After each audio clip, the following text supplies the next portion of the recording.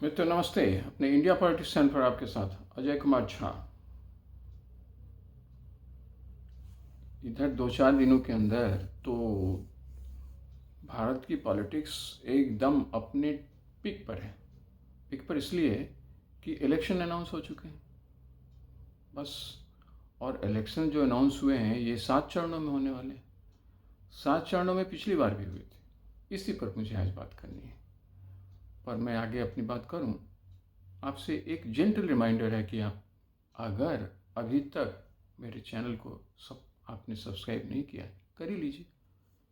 कुछ और लोगों को भी कहिए वो भी कर लें। और मैं जो अपनी व्याख्या देता हूँ उसमें अगर आपको कोई संदेह है या अगर आपके कुछ अपने विचार हैं तो वो ज़रूर शेयर करिए। और आप यह बताइए कि आपके क्या विचार हैं। शॉर्ट में कहिए, अच्छा लगेगा।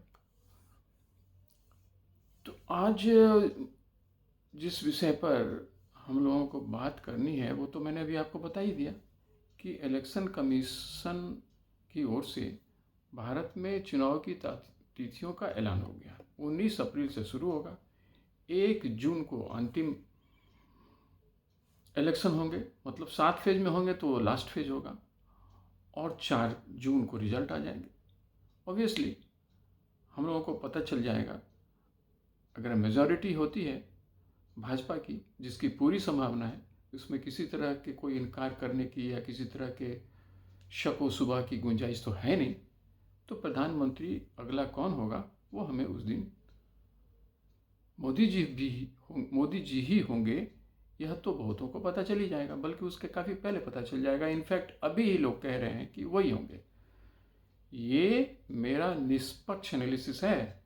ऐसा न सोचिएगा कि मैंने इसमें कोई नमक मिर्च मिलाए हैं। अगर आप भी इंडिपेंडेंटली चीज़ों को देख रहे होंगे तो समझ रहे होंगे भारत की पॉलिटिक्स जिस तरह से चल रही है, आपको अच्छी तरह से इस बात का अनुमान होगा कि अगला जो अगली सरकार जो बनने वाली है वो किसकी बनने वाली है। वैसे काफ़ी कुछ हो रहा है। काफ़ी कुछ ये हो रहा है कि सबसे पहले तो इस बात पर ही काफ़ी शोर मचा। मैं तो सुन रहा था, और जो मीडिया की तरफ से जितने सवाल उठ रहे थे वो थोड़ा सा मुझे तो बड़ा ही लॉपसाइडेड लग रहा था। लॉपसाइडेड इन फेवर ऑफ जो अपोजिशन है, उधर से ही कुछ लग रहा था। मेरा अपना एनालिसिस यही था। ठीक है, ये अपना इंडिपेंडेंस है, लोग पूछ सकते हैं, अपने तरीके से पूछ सकते हैं। कई ऐसे सवाल पूछे गए जिसमें इलेक्शन कमीशन ने जो डिले किया इसको लेकर के सवाल उठे, इतने फेजेस में उठे इसको लेकर के सवाल उठे, और इसी से मिलते जुलते और भी कई सवाल उठे कि क्या आप मतलब चीफ इलेक्शन कमिश्नर से पूछा गया, मैंने पूरे कमीशन से पूछा, तो तीनों मेंबर थे ही, कि क्या आप ऐसा नहीं लगता कि आपको कि आप मोदी जी को ज़्यादा साथ देते हैं, और जो भी सवाल पूछते हैं और जो भी करते हैं ज़्यादातर अपोजिशन खेमे के लिए करते हैं। मोदी जी को उस के हिसाब से चीज़ें ज़्यादा सहूलियात के साथ कराई जाती हैं, वगैरह वगैरह। इस तरह के सवाल उठे। फेजेस का जहाँ तक सवाल है, ये लोग भूल गए। कम से कम ये लोगों को पता होना चाहिए था कि ये जो 7 फेज में हो रहे हैं, 7 फेज में चुनाव होने के कई कारण हैं।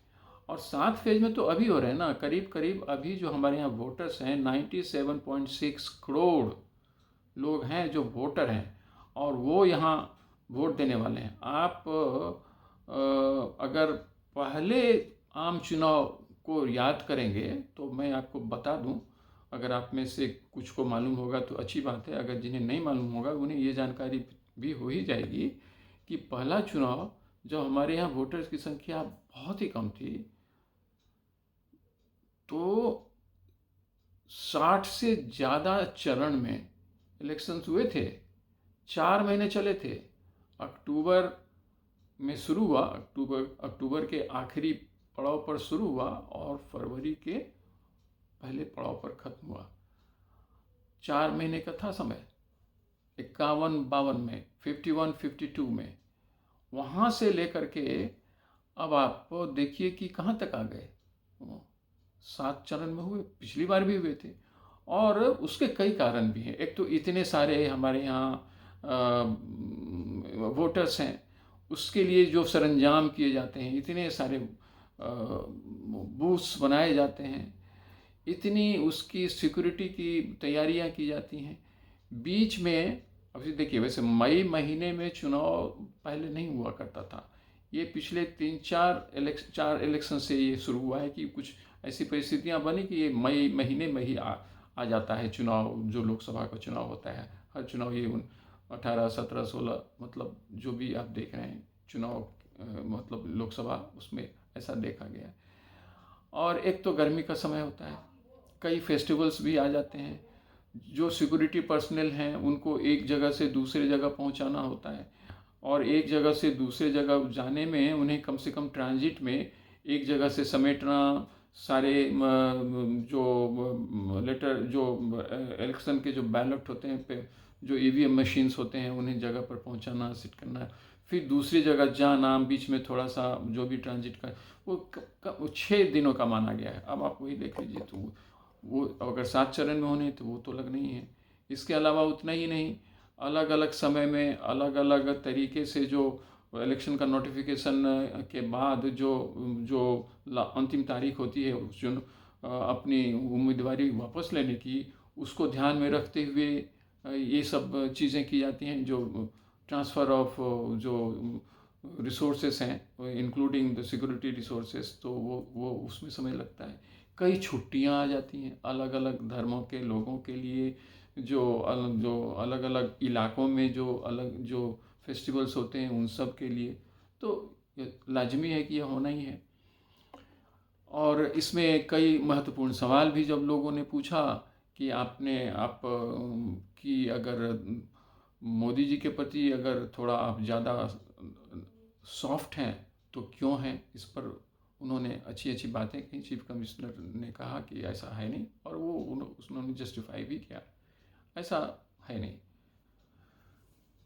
तो अब कहने के लिए कहा जा सकता है। हालांकि एक जो बड़ी बात उन्होंने कही, और वो ज़्यादा इम्पॉर्टेंट है, कि हेट स्पीच को उन्होंने काफ़ी ये दिया। Hate speech, fake news social media में भी जो चलते हैं, उसको लेकर के वो काफ़ी इलेक्शन कमीशन की ओर से सख्ती और हिदायत वाली बात करी गई। उसमें कुछ समस्याएं तो होंगी, चूँकि उसको चेकआउट करना थोड़ा मुश्किलात उसके उभरेंगे, ये सब चीज़ें होंगी। लेकिन ये सब तो ऑफ कोर्स इलेक्शन कमीशन को देखने ही होंगे। और एक इलेक्ट्रल बॉन्ड वाला भी मसला उठ गया, उसको लेकर के भी समस्याएं हुई।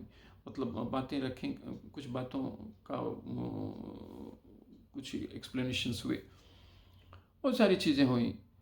तो मुझे लगता है कि ये जो डिले वाला जो ये 7 फेज़ का जो है, अभी तो बहुत लोग कह रहे हैं, खास करके कांग्रेस की तरफ से कहा जा रहा है कि इतने दिन, या और भी कुछ लोग और पार्टियां कह रही हैं कि इतने समय लगाने की ज़रूरत क्या थी, देश वगैरह वगैरह।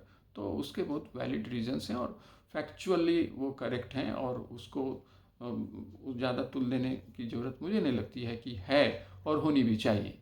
अब लोगों का मानना है कि सब चीज़ मोदी जी को पता है। उनको ये भी पता है कि भाई वो कब अनाउंस होगा इलेक्शन, और कब किस तरह से वो लोकेशंस बनाए जाएंगे, कौन सी जगहों पर होंगे, क्या होंगे, मतलब ये बहुत सारी बातों को कहा जा रहा है।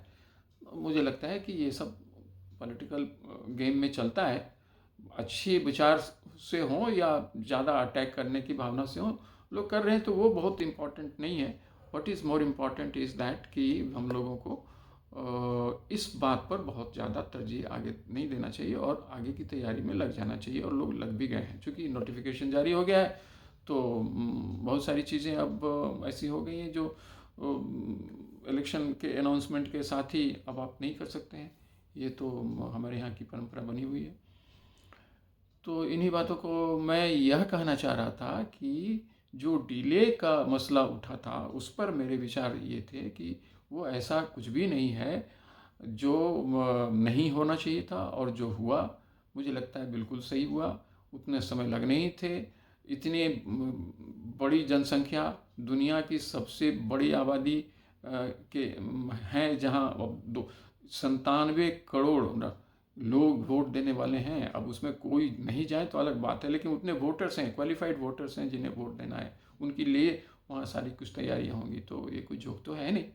देखिए क्या सब हो जाता है। अच्छे अच्छे जो कहते हैं, जिन्हें जो बोस्ट करते हैं, अमेरिका वालों को देख लीजिए।